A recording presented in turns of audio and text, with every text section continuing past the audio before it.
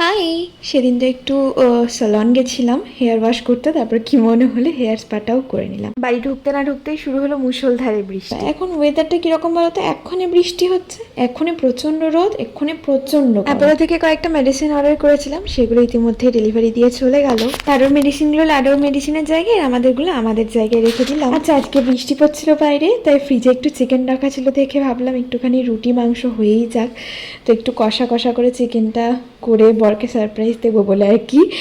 আরও এখানে এই চিকেনটা করতে মানে ঢুকে গেছি আমি রান্নাঘরে। আমার এরকম বেশ কোজি নাইট হবে, বাইরে বৃষ্টি বৃষ্টি হবে, বরের জন্য স্পেশালি আমি কিছু বানাবো।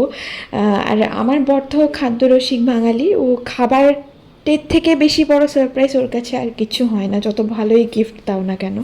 তো আমার খুব ভালো লাগে, আমার এইরকমভাবে থাকতে ভালো লাগে। নিজের মতো থাকবো, নিজের সংসার নিজে গোছাবো, নিজের মতো রান্না বান্না করবো, খাবো, নিজেদের মতো সময় কাটাবো।